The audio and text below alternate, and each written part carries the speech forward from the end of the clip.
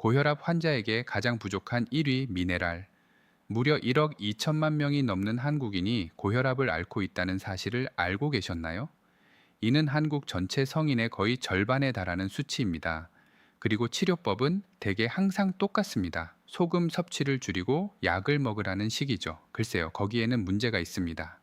고혈압의 90%는 본태성 에센셜이라고 불리기 때문입니다. 본태성이라는 말이 무슨 뜻일까요? 원인을 알 수 없다는 뜻입니다. 50년이 넘는 세월 동안 수십억 달러를 쏟아부었음에도 여전히 고혈압의 원인을 모른다는 것은 정말 기이한 일입니다. 정말로요? 오늘 우리는 무엇이 진짜로 고혈압을 일으키는지에 대해 이야기해 볼 것입니다. 특히 소금을 줄여서 고혈압을 없애려고 노력 중이시라면 이 사실을 아는 것이 매우 중요합니다. 왜냐하면 그것이 여러분이 원하는 것과 정반대의 결과를 낳을 수도 있기 때문입니다. 이 사람들을 계속 혈압약에 의존하게 만들 수 있으니 아주 훌륭한 비즈니스 모델이죠. 그리고 위키피디아에는 그냥 글쎄요, 우리는 여전히 원인을 모릅니다. 더 많은 연구가 필요합니다. 언젠가는 알아낼지도 모르죠. 라고 적어 놓으면 그만이니까요. 이 문제에 대해 연구할 동기가 전혀 없습니다. 아시겠죠? 그런 일은 일어나지 않을 겁니다. 도대체 어떤 회사가, 특히 제약 회사가 고혈압의 근본 원인을 찾는데 단돈 10원이라도 투자하겠습니까? 이건 비즈니스 모델입니다. 그들은 하지 않을 거예요. 사실 만약 여러분이 진짜로 치료법을 찾아낸다면 오히려 공격을 받을 겁니다. 그래서 오늘 저는 치료라는 단어는 언급하지 않겠지만 여러분의 고혈압을 해결하는 데 도움이 될 만한 몇 가지 데이터를 제공해 드리려고 합니다. 병원에 가면 의사들은 나트륨 섭취를 줄이라고 권고할 겁니다. 그 말이 틀린 것은 아니지만 그 이야기에는 더 많은 사연이 숨겨져 있습니다. 하버드 대학교 연구진은 6개의 주요 연구에 걸쳐 10,000명 이상의 성인을 추적 조사했습니다. 그들은 나트륨과 칼륨 수치를 심혈관 질환 발생 결과와 비교하여 측정했습니다. 그리고 그들이 발견한 것은 다음과 같은데 이는 실로 매우 흥미롭습니다. 매일 사람에게 1000mg의 칼륨이 추가로 주어질 때마다 심혈관 질환 위험이 18% 감소했습니다. 반대로 나트륨이 1000mg로 추가될 때마다 심혈관 질환 위험은 18% 증가했습니다. 완전히 대칭적이고 동일하지만 반대되는 결과입니다. 하지만 진료실에서는 거의 들을 수 없는 이야기가 있습니다. 나트륨 섭취량이 가장 많고 칼륨 섭취량이 가장 적은 비율을 가진 사람들은 그 비율이 가장 낮은 사람들에 비해 심장마비 사망 위험이 2배나 높았다는 것입니다. 문제는 바로 그 비율입니다. 나트륨과 칼륨 사이의 상대적인 비율 말입니다. 이 둘을 따로 떼어놓고 볼 것이 아니라 함께 고려해야 합니다. 한국에서 평균적인 성인은 3,300mg의 나트륨을 섭취합니다. 칼륨이 아니라 나트륨 말입니다. 아시겠죠? 나트륨이요. 반면 칼륨은 겨우 2,500mg만 섭취합니다. 우리 몸에는 최소 4,700mg의 칼륨이 필요합니다. 이 수치 근처에라도 도달하는 사람은 거의 없습니다. 그리고 나트륨은 대략 2,400mg 정도가 필요합니다. 하지만 칼륨이 더 많다면 사실 나트륨을 조금 더 섭취해도 견딜 수 있습니다. 그건 다른 영상에서 다루도록 하죠. 많은 분들이 제게 어떤 영양제를 추천하는지 묻습니다. 물론 저는 제가 만든 고품질 영양제 라인에 편향되어 있지는 않습니다. 하지만 아마존에서 이호선 박사 영양제라고 검색하시면 더 많은 정보를 얻으실 수 있을 겁니다. 과거 구석기 시대 인류는 매일 약 9,000mg에서 15,000mg의 칼륨을 섭취했던 것으로 추정됩니다. 4,700mg보다 훨씬 많은 양이죠. 우리 몸은 훨씬 더 많은 양의 칼륨에 맞게 발달했습니다. 당시에는 충분한 나트륨을 찾는 것이 오히려 매우 드문 일이었습니다.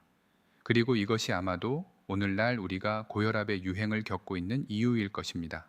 제가 진료를 할 때도 고혈압 환자가 오면 항상 칼륨 섭취를 늘리라고 권장했고, 그러면 정말이지 그들의 혈압이 떨어지기 시작했으니까요.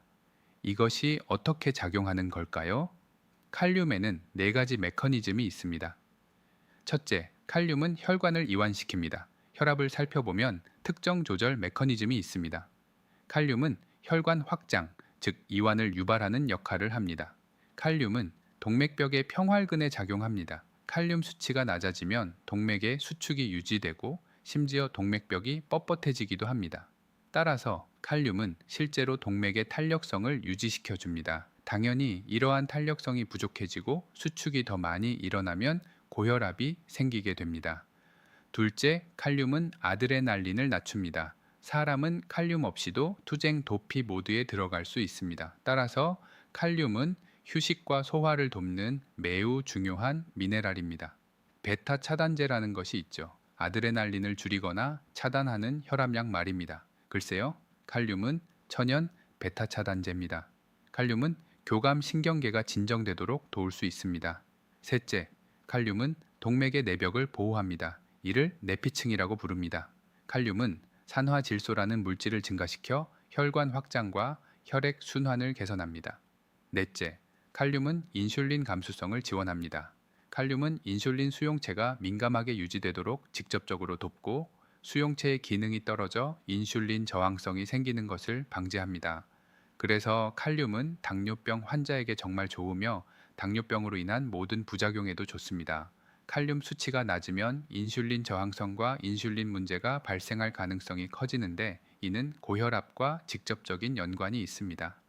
사실 인슐린 저항성은 고혈압의 주요 원인 중 하나입니다. 이에 대해서는 다른 영상에서 다룬 적이 있습니다. 칼륨은 인슐린을 만드는 세포를 지원합니다. 췌장에서 인슐린을 조절하는 데 도움을 주죠. 그래서 칼륨은 인슐린이 올바르게 작동하는 데 필수적입니다. 하지만 반대로 인슐린 역시 칼륨이 기능하는 데 필요합니다. 인슐린 저항성이 생기면 우리는 인슐린에 기능 장애가 생겨 실제로 칼륨이 작동하는 것을 방해하게 됩니다. 혈압을 낮추는 데 쓰이는 가장 일반적인 약물 종류 중 하나가 이뇨제입니다. 고혈압에 도움이 되는 이 약물들의 한 가지 주요 부작용이 바로 칼륨 손실입니다. 왜 그럴까요? 이뇨제는 몸에서 과도한 체액을 배출하도록 만들기 때문입니다.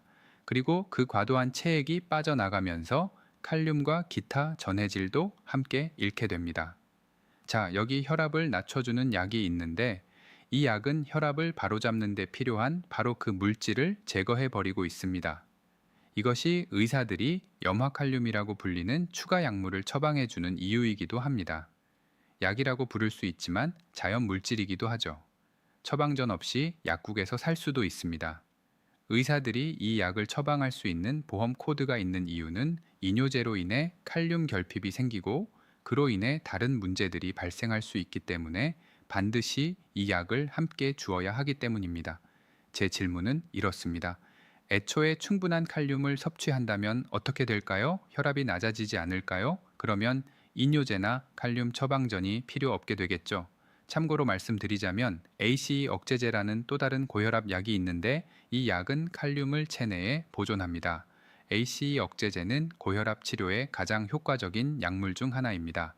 그 효과가 정말로 칼륨을 보존하기 때문은 아닐지 궁금해집니다. 시중에서 칼륨 영양제를 사려고 하면 99mg짜리 알약 형태로 나옵니다. 칼륨의 일일 권장량이 4700mg인데 왜 그런 걸까요? 그 이유는 1960년대와 70년대에 있었던 몇몇 연구에서 비롯되었습니다. 염화칼륨을 너무 많이 섭취하면 장에 궤양이 생긴다는 내용이었습니다. 그래서 그것을 위장관 병변이라고 불렀죠. 더 많이 복용하면 안 된다는 법이 있는 것은 아니지만 제조 회사들이 수년 동안 그 기준을 고수해 온 것뿐입니다. 그래서 제 질문은 왜 칼륨 때문에 궤양이나 병변이 생기는가 하는 것입니다. 칼륨은 병변을 일으키지 않거든요. 당시 연구에서 사람들에게 준 약은 염화칼륨이었고 장용 코팅이 되어 있었습니다. 다시 말해 위를 그냥 통과해서 장에서 녹도로 캡슐화되어 있었죠. 그러자 소장에 고농축된 칼륨이 닿으면 자극을 일으킬 수 있다는 특정 이론들이 생겨났습니다. 하지만 연구 내용들을 자세히 살펴보면 그들은 사람들에게 단순히 염화칼륨만 주지 않았습니다. 연구에서 그들이 한 일은 이뇨제 약물에 염화칼륨을 결합시킨 것이었습니다.